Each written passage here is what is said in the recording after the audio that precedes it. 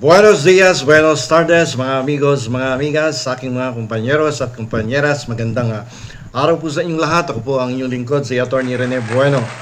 Ngayon po ay ating muling pag-uusapan itong tungkol sa impeachment sapagkat natapos na po yung mga protest rally na ginanap dyan na initially sa EDSA, no? Sa People Power Monument. At pag-aaraan ng isa o dalawang araw ay nag-alsa balutan at pumunta sa Liwasang Bonifacio sa Maynila upang doon magsiksikan ang kakaunting crowd, no, para magmukhang mas marami kasi maliit lang yung venue doon.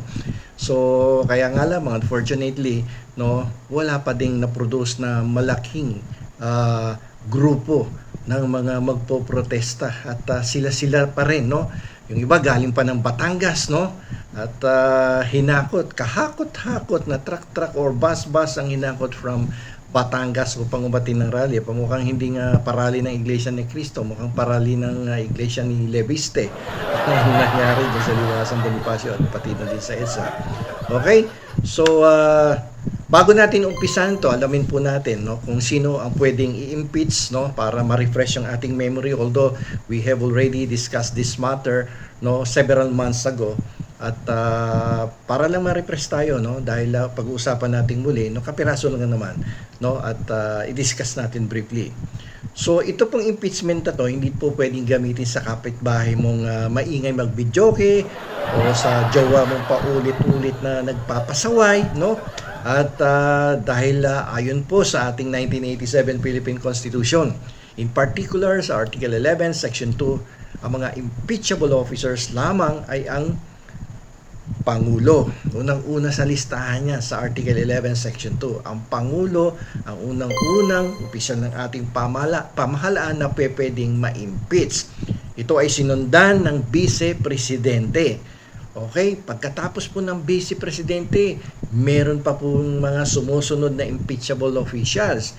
Ito po yung mga hukom, mga justices ng ating kataas-taasang korte, ang ating Supreme Court Justices. Yan, lahat sila dyan, mula sa Chief Justice hanggang doon sa pang-14 na Justice ay subject for impeachment yan kapag pumasok sila doon sa mga different grounds as provided for under the 1987 Constitution. So bukod dyan, meron pa rin uli yung mga miyembro po ng Constitutional Commissions. Sila yung COMELEC, Commission on Audit, Civil Service Commission. Chairman and the commissioners of these independent constitutional bodies are also impeachable. At ang panghuli sa listahan, ang Ombudsman. Okay, so impeachable din yan. So pag nakursunadahan yan ng mga congressman at may ginawang kalokohan, pwedeng ma-impeach yan. So lahat ng binanggit ko, sila yung mga BBIP. No, very, very important persons ng gobyerno yan. Bakit? Hindi kasi sila pwedeng kasuhan sa ordinaryong korte habang nakaupo sa pwesto dahil mayroon silang immunity. Habang nakaupo, pero kahit tumayo yan, no, hindi mo pa din sila pwedeng idemanda kasi nasa pwesto pa naman. Tumayo nga lang sandali. Kailangan muna silang dumaan sa proseso ng impeachment para matanggalan ng proteksyon. So hindi mo basta-basta makakasuhan yan sa isang ordinaryong hukuman, sa regional trial court, no? Hindi mo pwedeng sampahan ng kaso yan habang sila ay nakaupo sa kapangyarihan. You can only file a case against them through the impeachment proceedings. Okay? So, siyempre, kung impeachable yan, sabi mo natin, yung mga binanggit ko kanina mga opisyales, so impeachable yan, no? Ano-ano yung mga grounds, no? May mga dahilan na itinakda ang ating saligang batas.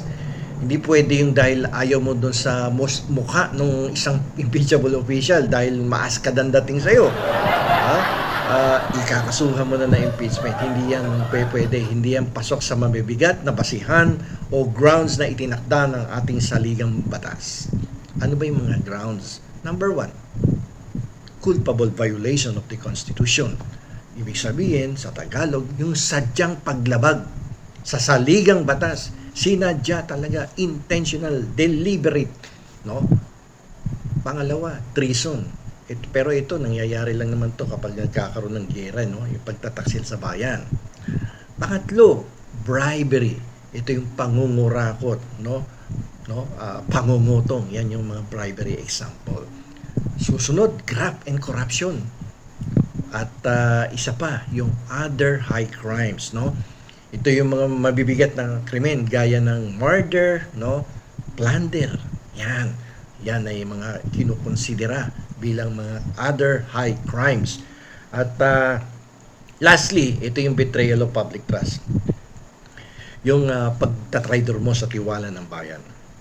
Ito yung very broad Ito yung pinakamalawak sa lahat ng ground, sa ilalim ng ating konstitusyon. Parang ito pwede mo ikumpara doon sa sitwasyon na parang pinalitan ka ng jowa mo nang walang malinaw na dahilan, ghosting ka. Biglang nawala, yung pala break na kayo. So very broad ang betrayal of public trust na kadalasan ginagamit yan kapag may nagsampa ng impeachment complaint. Okay? So, paano yung proseso? Sino yung taga-sumpong? Sino yung magiging hukom? Kung sakasakaling magkaroon ng impeachment, ng isang impeachable official. So, alam nyo, dito nagkakaroon ng kalituhan ng marami. Ang impeachment ay hindi ginagawa ng Supreme Court o kaya doon sa Hall of Justice, ng inyong mga city hall o munisipyo. Ito ay isang madalas yung marinig to sa mga interviews. Ito po ay isang political process na ginagawa sa loob ng Kongreso at hindi sa loob ng isang hukuman. Okay, para mas madali ninyong matandaan, ang impeachment process po, ang unang stage niyan ay nagaganap diyan sa House of Representatives, sa Kongreso, sa mababang kapulungan. Sila po yung tagahabla, tagasampa ng reklamo, taga-demanda, Sila ang nag-iimbestiga o gumagawa ng articles of impeachment. Parang sila yung kaibigan mong nakasaksi ng panloloko ng jowa mo, sa iyo. Kaya sila ang magsusumbong sa mga magulang mo. Okay, so alam nyo, ginagawa nating ehemplo yung mga tungkol sa relasyon para mas madaling maintindihan At hindi kagad mawala sa ating isipan at tumatak na yan sa ating mga utak. Okay? So, ang Senado naman dito, sila naman yung tatayong impeachment court, Sila yung pinagsampahan ng reklamo, At ang mga senador ang magsisilbing mga tagahatol or jurors, sa isang impeachment complaint filed against one impeachable official. Okay? So, sino yung magiging taga-usig? Di ba? Pagdating sa mga regular courts, may mga prosecutors na tinatawag, yung taga-usig, Ngayon, alam niyo po, sa isang ordinaryong kasong kriminal, okay? Ang nagpapatakbo po ng kaso laban sa akusado ay ang mga government-appointed na prosecutors, yung mga tinatawag natin, na piskal, na empleyado yan mula sa ilalim ng Department of Justice. Kaya lang, pero pagdating sa impeachment, iba ang patakaran. May dalawang uri ng prosecutors sa loob ng Senado, At ito yung tinatawag nating public prosecutors, Sila yung House Prosecution Panel.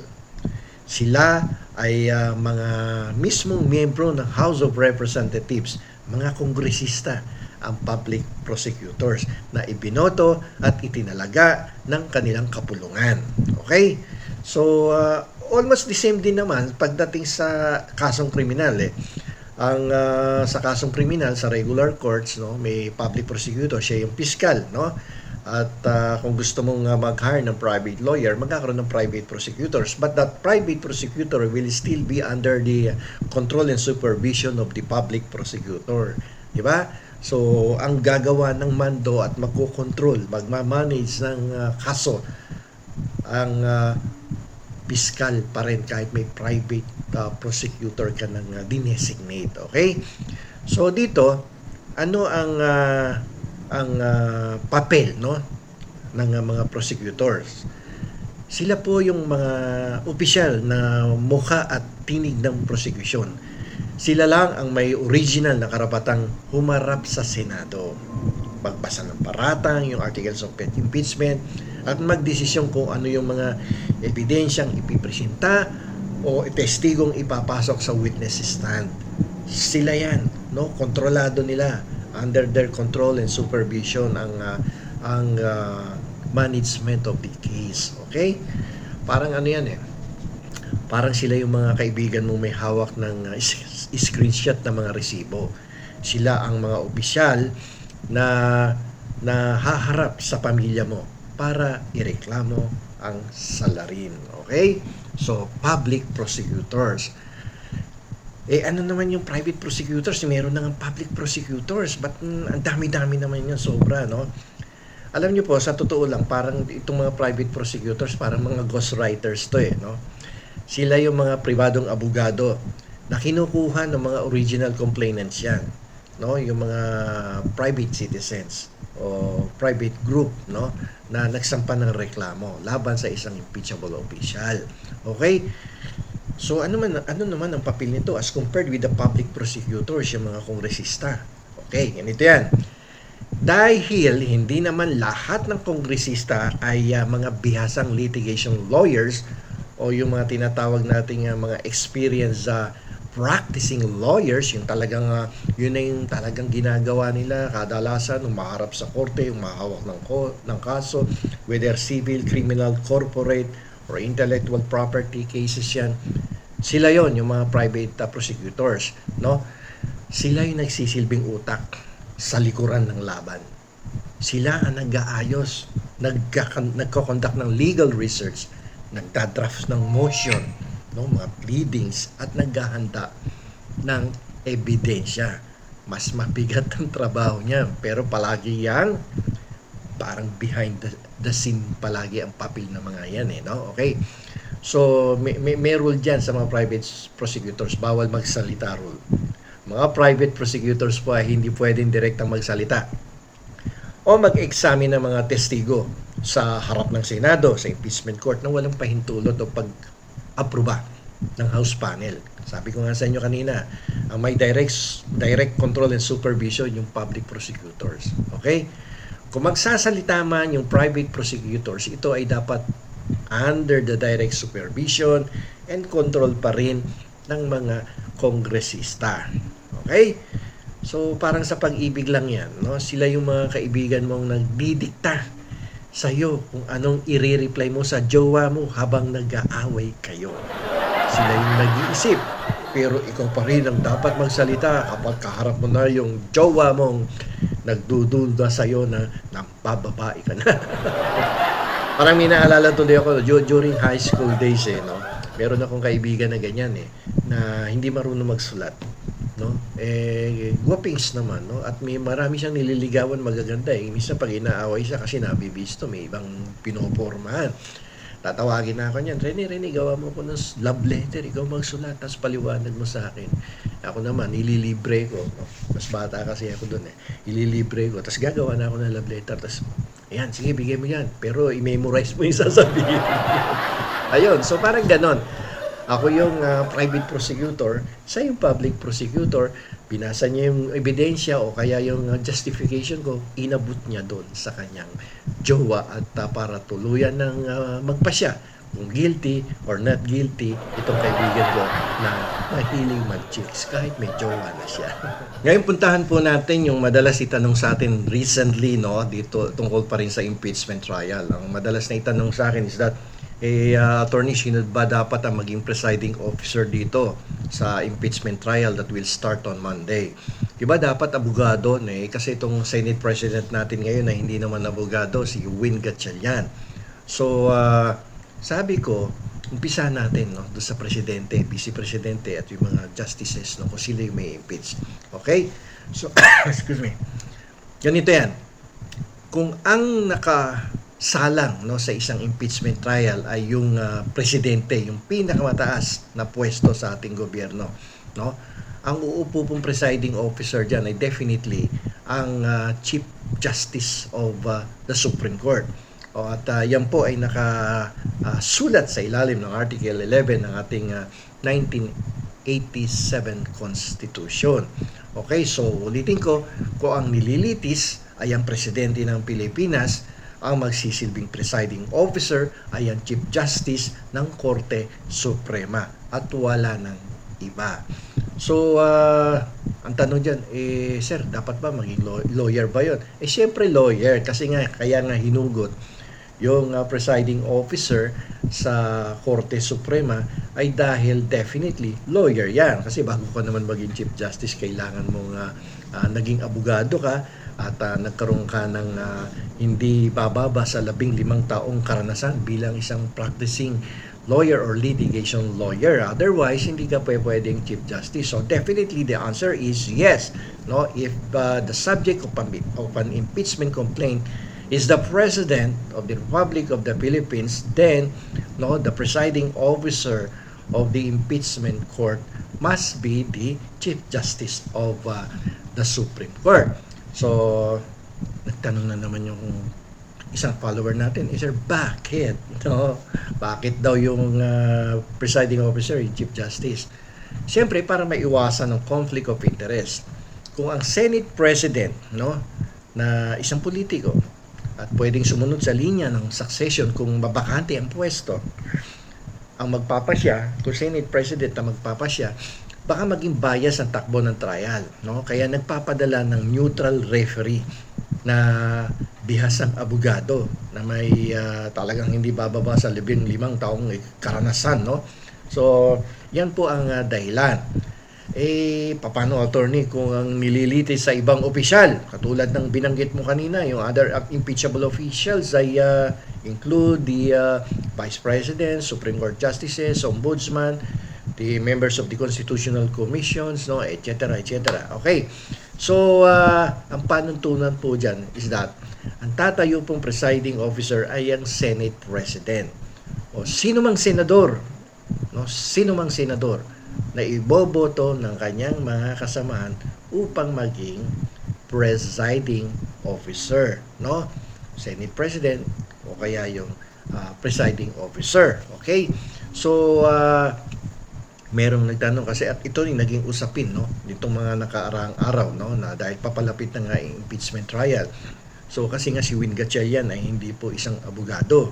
So ang tanong is that dapat ba lawyer ang maging presiding officer dito sa impeachment ni Sara Duterte? Ang sagot po, hindi po kailangan na abogado ang presiding officer, no, sa darating na Lunes sa impeachment trial ni Vice President Sara Duterte. Ang tanong uli, bakit? Dahil wala namang kwalifikasyon sa konstitusyon na nagsasabing dapat abogado ang isang senador. Okay? Basta siya ay 35 anyos na, nakakabasa, nakakasulat, at presidente ng Pilipinas, pwede na yan. Iyan ang nakasulat sa konstitusyon. Bukod dito, ang impeachment ay isang political body at hindi po yan isang legal court. Kung may kwalipikadong legal na usapin, mayroon namang mga legal counsel ang Senado at mga kasamang lawyers, senator yan, no, na pwedeng pagkunan ng legal na payo at magsilbing tagapayong legal, no, during the impeachment trial, no. At ngayon, so pwede si Gatchalian maging presiding officer or even Robin Padilla. Pwede yan, no, kasi pasok sila doon sa qualifications of a senator. So ngayon ang mangyayari diyan pagkatapos ng mahabang litisan, pagkatapos ng trial, no, after a month, after 2 months, after 3 months, no, magbobotohan ng mga senador. Magbobotohan yan para mahatulan ang isang opisyal, no. Kailangan ng 2/3 votes ng lahat ng miyembro ng Senado. Dito na po pumapasok ang dalawang posibleng kahihinatnan. Okay? So far, ang talagang boboto ngayon dito, 22 kasi nakakulong isa. Yung isa naman nagtatago sa batas. At meron pang isa na posibleng makulong, no, anytime now, no, dahil may kasong plunder. Okay. So, ano mga possibilities, no, kapag natapos na yung trial? Magde-decide siyempre ang impeachment court whether it's an acquittal or conviction. So, kung hindi po nakuha ang mandatory na 2/3 votes, no, ang opisyal ay acquitted. Mananatili siya sa kanyang pwesto.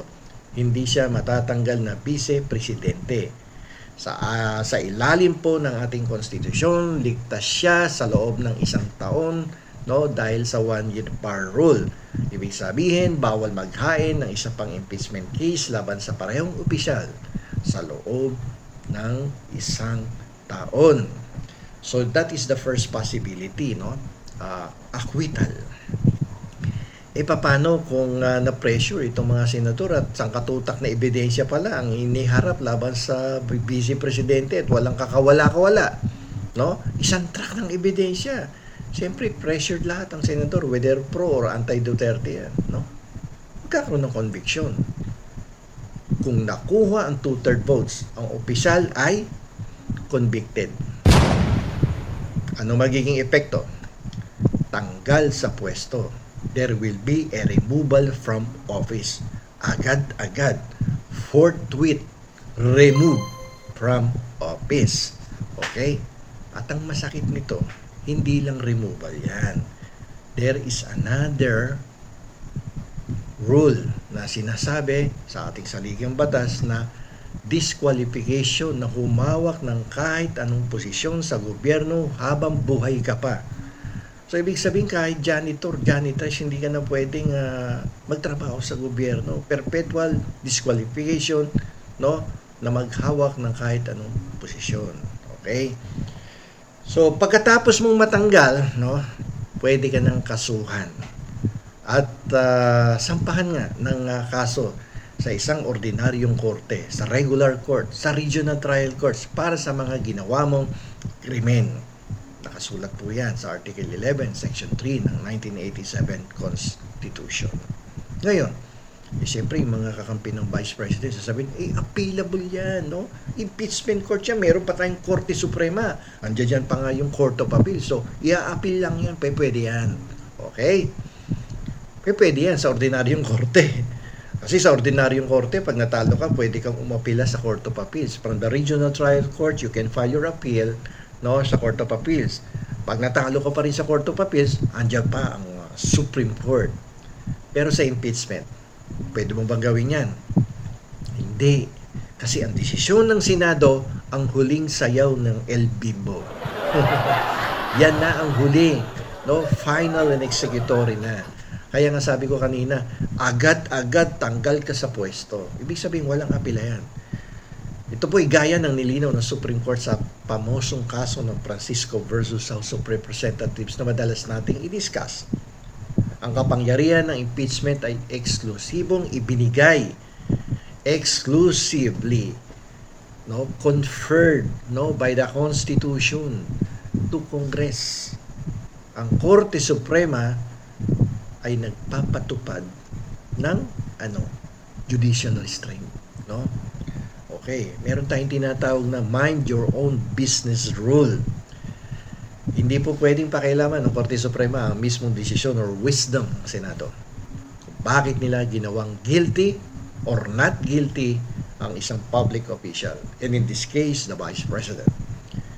Dahil ang Senado po ay binubuo ng mga kinatawan ng bayan. Ang hatol nila ay hatol ng taong bayan. Kaya hindi mo pwedeng i-apila yan sa Court of Appeals na papunta din sa Korte Suprema. Tapos na ang laban. Pag nagdesisyon ng impeachment court ng conviction or acquittal, tigil na ang kaso. Walang mas mataas na korte na pwedeng takbuhan pagkatapos ng hatol ng Senado. Pwede lang sumilip ang Supreme Court kung may hayagang paglabag sa procedure. Halimbawa, yung kung niliitis ka, tapos wala namang botohan, tapos nagkaroon ng decision. Mali yan, no? May procedural defect yung naging proseso. Tatakbo yan sa Korte Suprema. Bakit? May violation ng Constitution. Pero yung mismong hatol, kung dapat ka bang tanggalin o hindi, siyempre, Senado ang hari, no? At ang desisyon nila ay, sabi ko nga kanina, final and executory. Okay? Okay, so para hindi kayo malito, no? Tandaan po ninyo na ang huling hirit diyan pagdating sa impeachment ay ang Senado, the impeachment court. Kapag yan nag-decide, wala nang pwedeng pag-akyatan pa ng kaso. Kaya kung mapapansin po ninyo, no, lahat ng paraan, lahat ng estratehiyang pampolitika ginagawa na ng mga kaalyado ng Vice Presidente, nagrally sa EDSA, ginawan dahilan si Marcoleta, pero ang mga supporters ng mga Duterte na nandoon sa rally nung isang araw, ang sinisigaw, pangalan ni Duterte, Marcos resign. Meron pa ngang isang konsehal from Quezon City na ang sabi niya ay hindi sila aalis ng People Power Monument hanggat hindi bumababa sa kapangyarihan ang Pangulong Ferdinand Marcos Jr. Pero nag-alsabalutan na nga sa EDSA, pumunta sa Liwasang Bonifacio at lumong-lumong nagsilisan kaninang late afternoon dahil hindi nakapag-produce ng tamang bilang. Ayun, umuwing luhaan at yung nagsabi na hindi aalis sa EDSA kung hindi bababa si Ferdinand Marcos Jr., ang ating Pangulo, abay, ayun, umuwi din ng bahay at nakalimutan na ang kanyang mga pinagsasabi ng isang araw. Para tong walang palabra de honor. Okay, so hanggang dyan na lamang po ang ating pong paliwanag tungkol sa mga possibilities, no, na mangyayari sa darating na mga araw, linggo at buwan kung sakasakaling uusad ng maayos ang ating impeachment process laban sa Vice Presidente. So hanggang dito na lamang po, ito pong muli ang inyong lingkod, si Atty. Rene Bueno.